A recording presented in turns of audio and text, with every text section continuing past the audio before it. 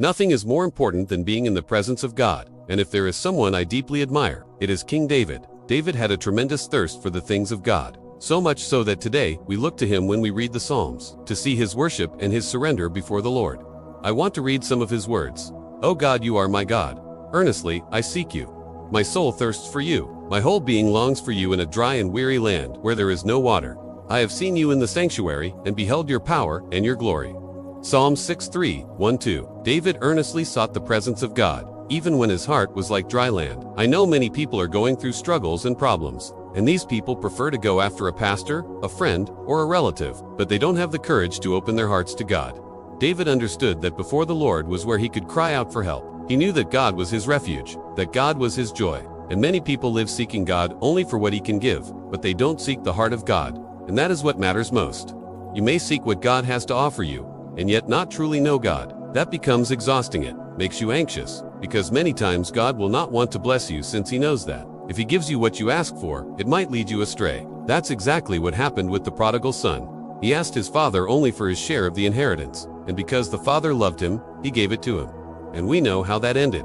The son wandered away. He strayed, until the moment when he was eating the pig's food, he remembered the father's love, the father's care. David also knew this, that in moments of anguish, the father was ready to rescue him. David had everything. He had the best of this land.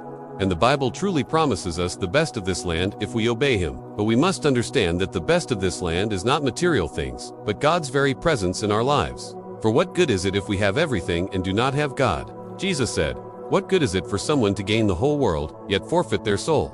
Mark 8:36. So the most important thing you must understand in your life is to have God in your heart, and that will be your greatest reason for joy. If God places you in abundance, you will be happy. But if you are in scarcity, in crisis, you will also be happy. And that's what Paul said. I have learned to be content whatever the circumstances. I know what it is to be in need, and I know what it is to have plenty. I have learned the secret of being content in any and every situation, whether well-fed or hungry, whether living in plenty or in want. Philippians 4:11-12. And that is the motivation you should carry in your life. I also want to read another word from David, acknowledging that God was his protector, his shelter. In the shelter of your presence, you hide them from all human intrigues. You keep them safe in your dwelling from accusing tongues.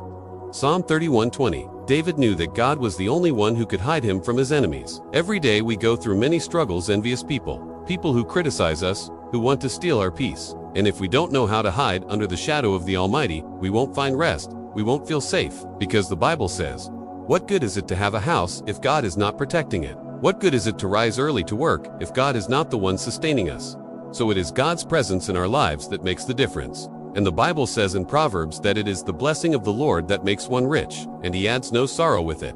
In other words, if you are in a job that is not God's will, his blessing is not with you. You will not prosper. You will not have joy, but you will have much sadness.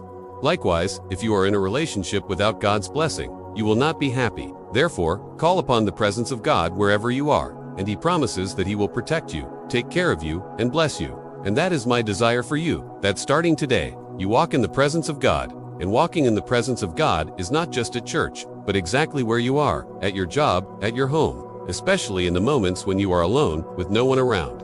Talk to God. If you are lying in your bed, seek the presence of God. God is there, right where you are. Wherever you seek him, that is where the Lord wants to reveal himself and manifest his presence. May God bless you.